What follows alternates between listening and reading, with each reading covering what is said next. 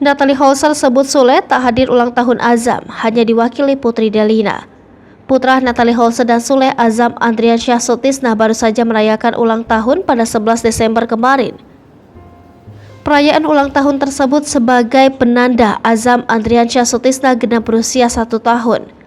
Natalie sebagai orang tua menggelar acara ulang tahun sang putra di kawasan Menteng, Jakarta Pusat. Segenap keluarga besar hadir untuk merayakan hari lahir Azam. Namun sang ayah Sule nyatanya tidak hadir di hari bahagia sang putra. Natalie pun membeberkan alasan Sule tidak hadir di perayaan ulang tahun Azam. Namun Sule hanya melakukan video call dan memberikan ucapan kepada sang putra. Kendati begitu, Natalie menyebut kehadiran mantan suaminya itu diwakilkan oleh Putri Delina. Momen tersebut juga terlihat dalam unggahan cerita di Instagram Putri yang tengah menggendong Azam.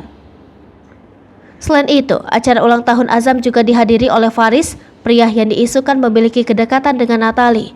Bahkan Faris memberikan kado mewah berupa mobil remote kepada Azam. Hai pemirsa Sri Popo TV, jangan lupa komen, like, dan subscribe, serta tonton terus berita-berita terupdate lainnya ya.